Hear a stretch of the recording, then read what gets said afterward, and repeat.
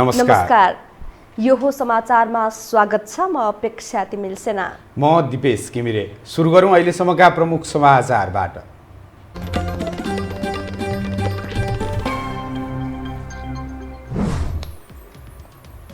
नेपालमा कोरोना संक्रमणले थप 8 जनाको मृत्यु, 484 संक्रमित थपिए। काठमाडौँ उपत्यकामा 138 जना।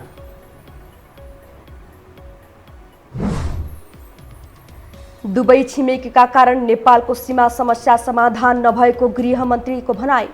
स्ट्रिप नक्साबारे जानकारी गराउन संसदीय समितिको निर्देशन। महाधिवेशन मार्फत सभापति देउवाको विकल्प खोज्नुपर्ने काङ्ग्रेस नेता पौडेलको दाबी। विधान मिचेको विषयलाई गम्भीरतापूर्वक उठाउने भनाई।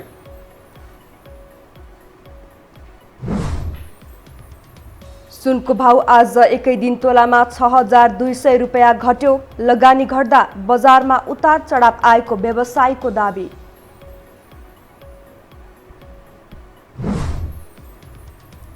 र विश्वमा कोरोना संक्रमितको संख्या 2 करोड 5 लाख नाग्यो। रुसले बनाएको खोप तत्काल प्रयोगमा नल्याउन WHO को आग्रह।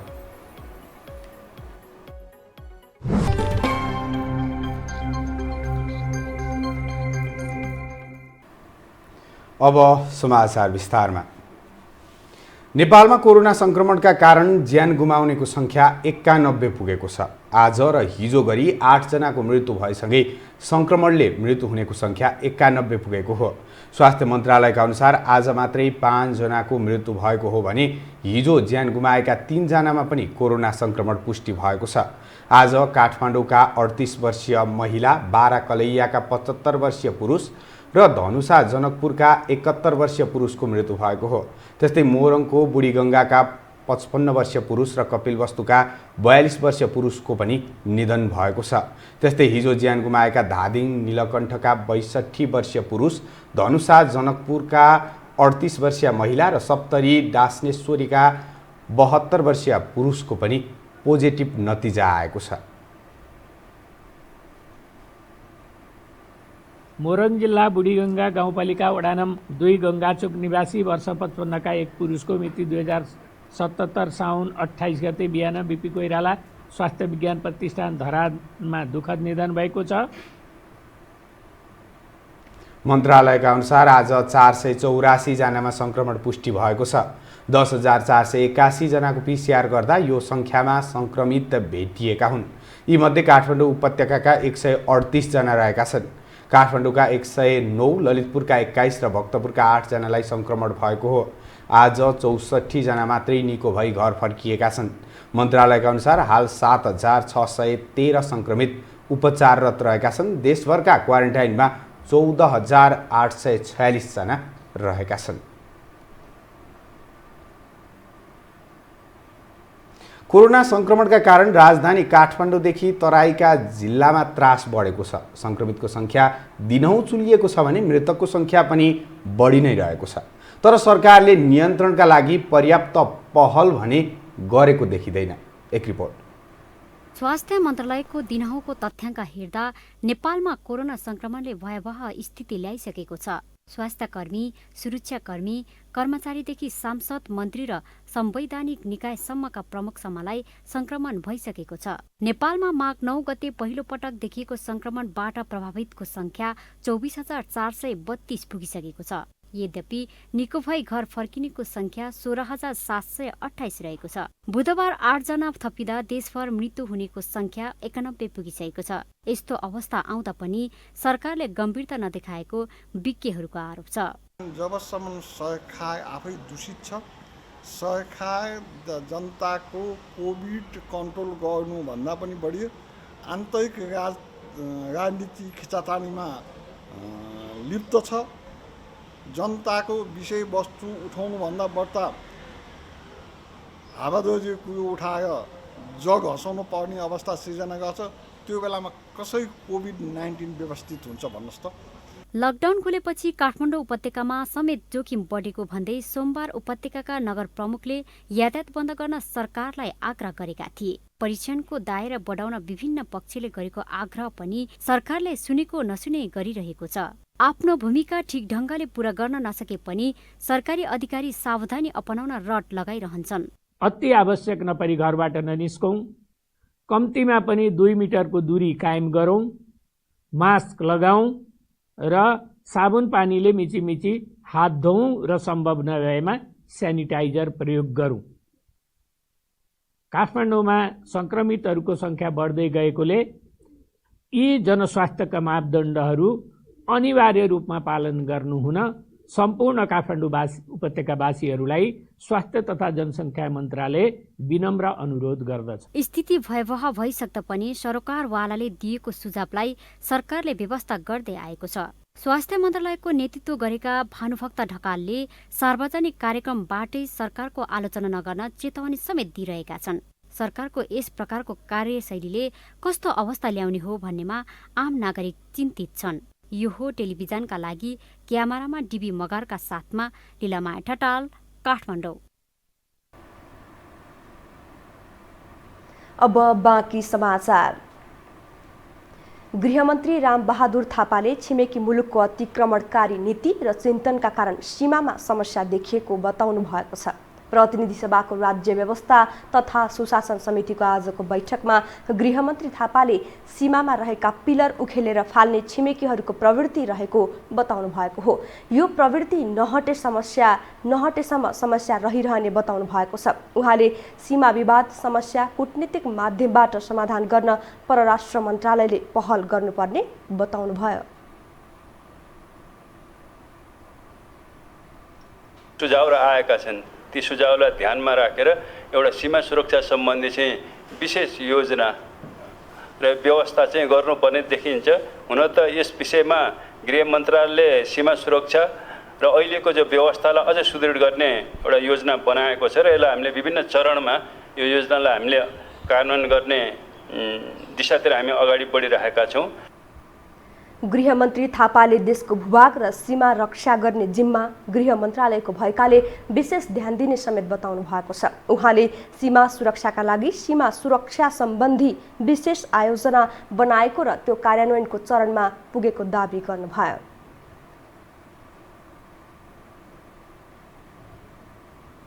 नेपाल भारत संयुक्त सीमा टोली अन्तर्गत नेपाली टोलीले तयार पारेको स्ट्रिप नक्साको अध्ययन गरी सत्य तथ्य जानकारी गराउन संसदीय समितिले सरकारलाई निर्देशन दिएको छ। प्रतिनिधि सभाको राज्य व्यवस्था तथा सुशासन समितिको आजको बैठकले नेपाली टोलीले कञ्चनपुर लगायत देशका विभिन्न क्षेत्रका सीमावर्ती जिल्लामा तयार पारेको स्ट्रिप नक्सा र सीमा सम्बन्धमा अध्ययन गरी जानकारी गराउन सरकारलाई निर्देशन दिएको हो। सभापति शशि श्रेष्ठले स्ट्रिप नक्सा र सीमा विषयमा भएका प्रगति जानकारी गराउन निर्देशन दिनुभयो। उहाँले सीमा सम्बन्धमा दुई देशबीचको वार्तामा कुनै कसर बाँकी नराख्ने गरी सत्य तथ्यका आधारमा अगाडि बढ्ने रणनीति तयार पार्न र त्यस सम्बन्धी जानकारी समितिलाई गराउन आग्रह समेत गर्नुभयो।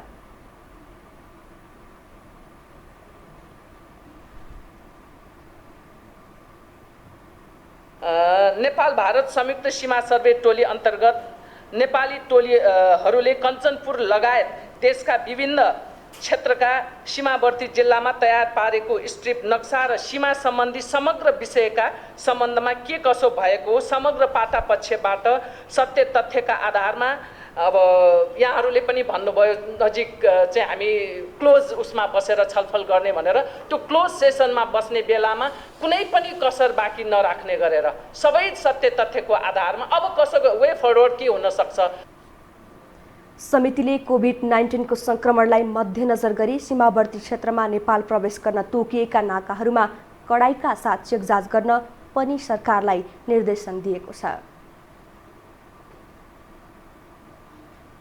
नेपालमा राज्य सञ्चालनका महत्त्वपूर्ण निकायमा युवा पुस्ताको प्रभावकारी भूमिका देखिएको छैन। कतिपय स्थानमा अवसर नपाएर युवा पछि परेका छन् भने कतिपय सन्दर्भमा अवसरको सदुपयोग नहुँदा युवा प्रतिको आशा निराशामा परिणत भएको छ। एक रिपोर्ट। वर्षेनी तामझाम र भव्यताका साथ 5 तारे होटलमा अन्तर्राष्ट्रिय युवा दिवस मनाउने गरिन्छ।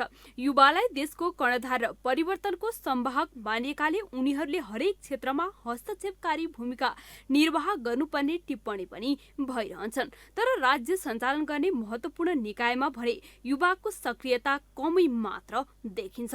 युवाबाटै मुलुकको गति परिवर्तन हुन सम्भव भएको भन्दै प्रधानमन्त्री केपी ओली हरेक क्षेत्रमा हस्तक्षेपकारी भूमिका निर्वाह गर्न युवालाई आग्रह गर्छन्। त्यसो त नेपालको राजनीतिक वृत्तमा युवा पुस्ताको पहुँच निकै कम मात्रै देखिन्छ। उमेर पुगेका पुस्ता अन्तिम कालखण्डमा पुग्दा पनि सक्रिय रहेका कारण युवाले अवसर नपाएको टिप्पणी पनि बेला बेला चुलिरहन्छ।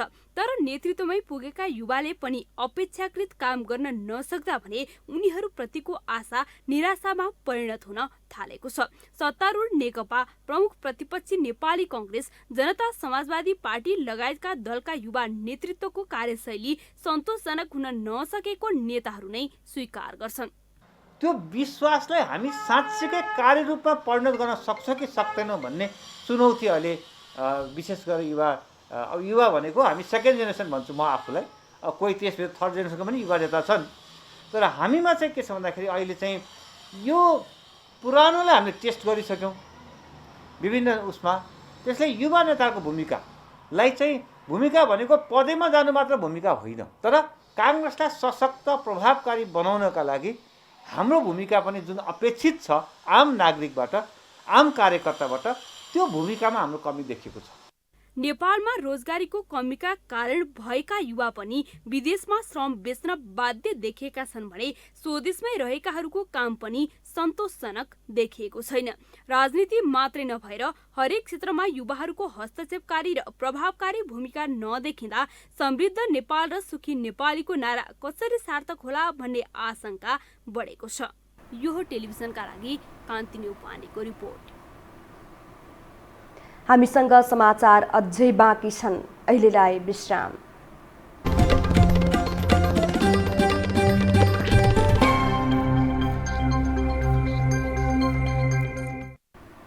विश्रामपछि स्वागत छ। अब बाँकी समाचार।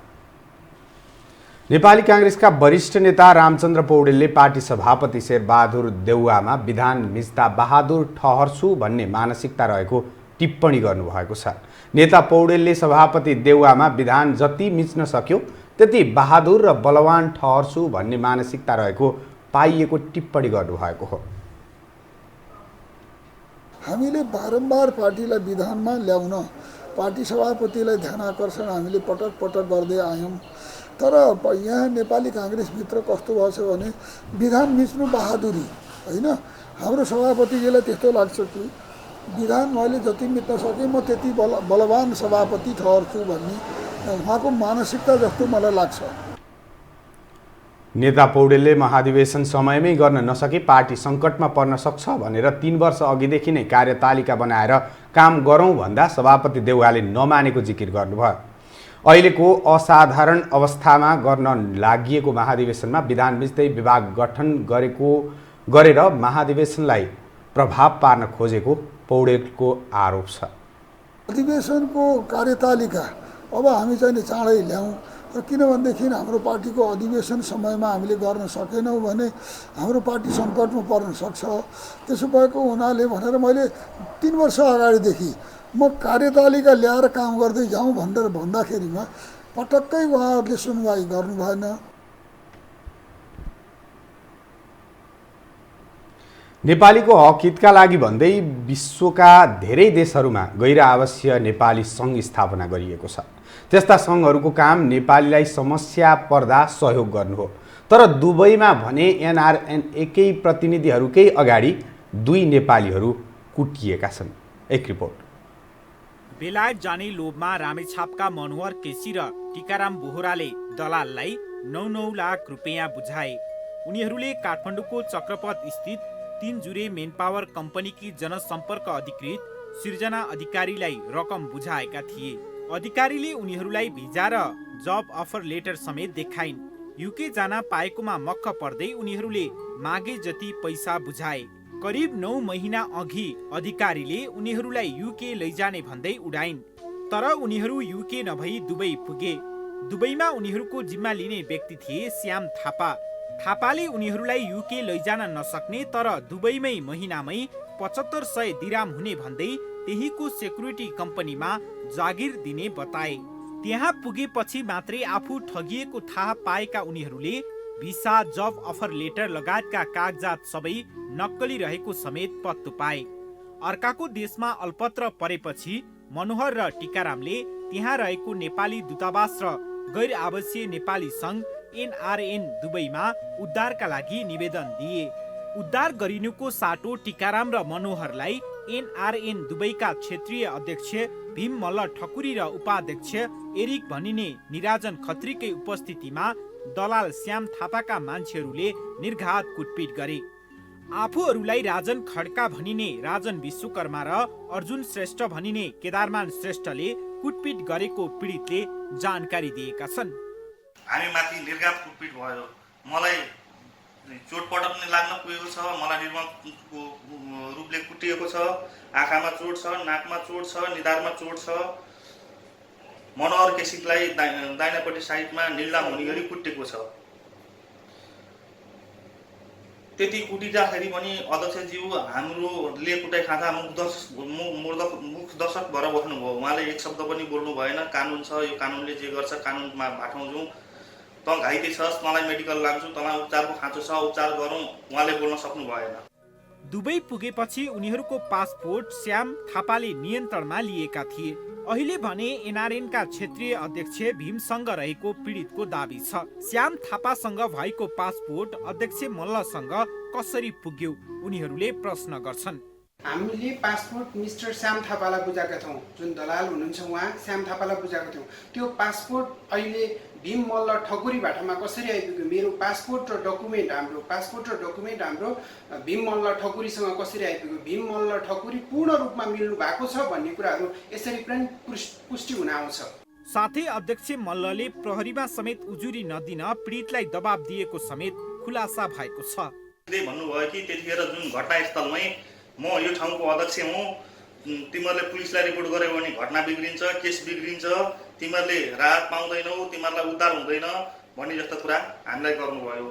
यो टेलिभिजनलाई प्राप्त तस्बिरमा उनीहरूलाई रक्ताम्य हुने गरी कुटपिट गरिएको छ। यता दुबई पठाउने अधिकारीले आफूले 9 लाख रुपियाँ लिएको भनेर कागज गरी फिर्ता दिने प्रतिबद्धता पनि जनाएकी रहेछन्। हामीले टेलिफोन गरी सम्पर्क गर्न खोज्दा अधिकारीसँग सम्पर्क हुन सकेन। उनको दुबई मोबाइल अफ रहेछ। उनले हाल आफ्नो फेसबुक समेत डिएक्टिभ गरेको पीडितका परिवारले जानकारी दिएका छन्। अधिकारी र श्याम थापाबाट ठगिएका 63 नेपाली मध्ये धेरै जसो नेपाल फर्किसकेको र 2 जना मात्र दुबईमा अल्पत्र परेको मनोहर र टिकारामले जानकारी दिएका छन्। क्यामेरा पर्सन सञ्जय घिमिरेका साथमा सम्वेक बस्नेत, काठमाडौँ। 2 दिनदेखि परिवार र कार्यालयसँग सम्पर्कविहीन भएका कान्तिपुर दैनिकका सहायक सम्पादक बलराम बानियाको निधन भएको छ। महानगरीय अपराध महाशाखाका एसएसपी दीपक थापाका अनुसार बानियाको शव मङ्गलबार बिहान 11 बजेतिर मकवानपुरको सिस्नेरी स्थित माण्डो जलविद्युत परियोजना क्षेत्रमा फेला परेको हो। बानिया सोमबार दिउँसोदेखि सम्पर्कविहीन हुनुहुन्थ्यो। उहाँ पछिल्लो पटक राजधानीको बल्खु चोकमा सोमबार करिब 3:45 बजे देखा परेको प्रहरीले जानकारी दिएको छ।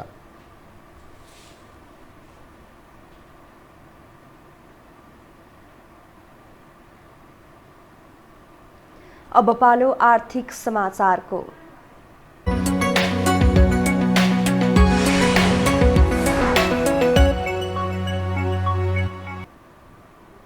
सुनको मूल्य 81 घटेको छ। 4 दिनेता क्रमिक ओह्रालो लागेको सुन आज एकै दिन तोलामा 6200 रुपियाँ घट्दै तोलामा 95400 रुपियाँमा आइपुगेको छ। कोरोना भाइरस विरुद्ध खोपको विकास भएको समाचार बाहिरिएपछि लगानीकर्ताले सुनमा लगानी घटाउँदा बजारमा उतार चढाव देखिएको व्यवसायी बताउँछन्। एक रिपोर्ट। अन्तर्राष्ट्रिय बजारमा सुन चाँदीको मूल्य घटेसँगै नेपाली बजारमा पनि सुन तथा चाँदीको मूल्यमा भारी गिरावट आएको छ। बुधबार सुनको मूल्य एकै दिन तोलामा 6200 रुपियाँले घटेको हो।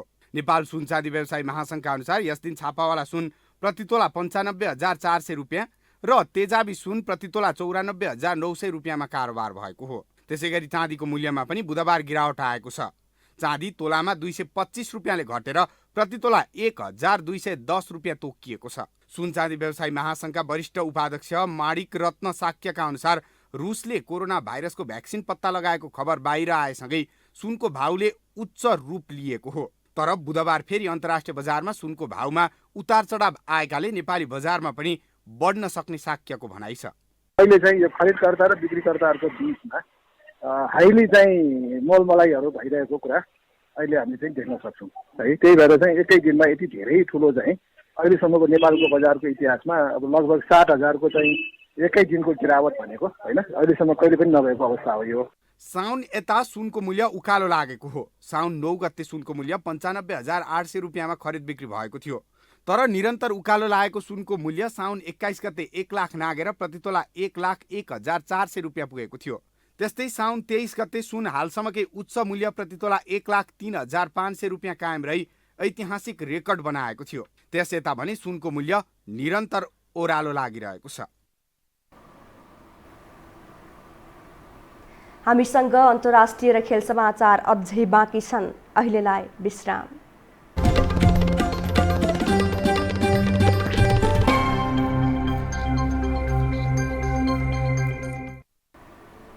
विश्रामपछि स्वागत छ। अब पालो अन्तर्राष्ट्रिय समाचारको।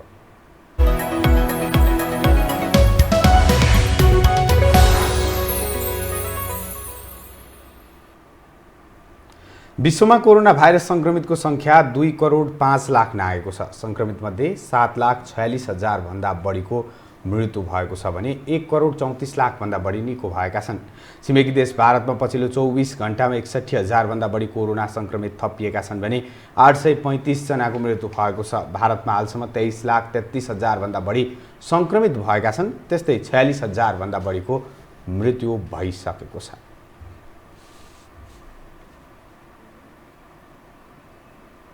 अब खेलकुद समाचार।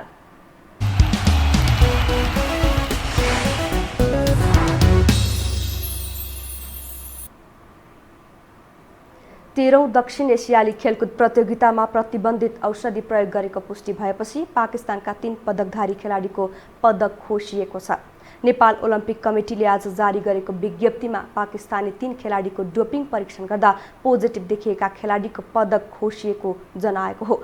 पदक खोसिएमा एथलेटिक्सतर्फ 100 मिटर दौडमा कांस्य पदक विजेता सामी उल्लाह, 110 मिटर हर्डल्समा स्वर्ण विजेता मुहम्मद नईम र 400 मिटर हर्डल्समा स्वर्ण विजेता महबुब अली रहेका छन्। नेपाल ओलम्पिक कमिटीले विज्ञप्ति जारी गर्दै तीनै खेलाडीलाई 4 वर्ष प्रतिबन्धका साथै पदक खोसिएको जनाएको हो। तीनै खेलाडीलाई 2023 डिसेम्बरसम्म निलम्बन गरिएको पनि जारी विज्ञप्तिमा उल्लेख गरिएको छ। 13औं संस्करणको साग नेपालमा मङ्सिर 15 देखि 24 गतेसम्म आयोजना भएको थियो। आगामी संस्करणको आयोजक पाकिस्तानले 32 स्वर्ण सहित 132 पदक जितेको थियो।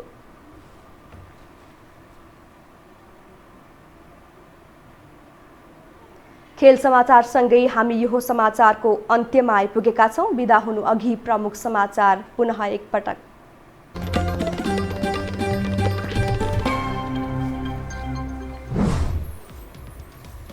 नेपालमा कोरोना संक्रमणले थप 8 जनाको मृत्यु। आज 484 संक्रमित। काठमाडौँ उपत्यकामा 138 जना।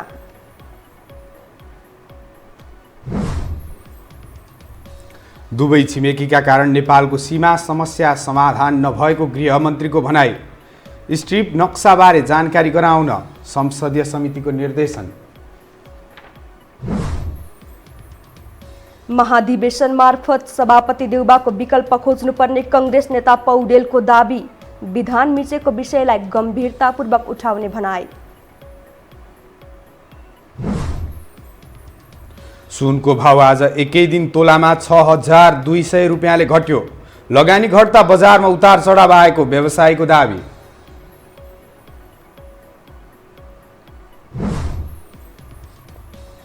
र विश्वमा कोरोना संक्रमितको संख्या 2,05,00,000 नाग्यो। रुसले बनाएको खोप तत्काल प्रयोगमा नल्याउन WHO को आग्रह।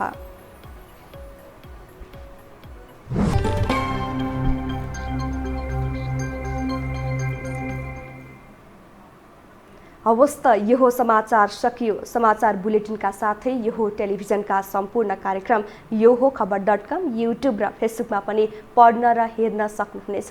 मोबाइलमा यो टिभी एप डाउनलोड गरी हामीलाई प्रत्यक्ष हेर्न सक्नुहुनेछ। तथ्यसहितको निष्पक्ष समाचारका लागि यो टेलिभिजन हेर्दै गर्नुहोला। नमस्कार।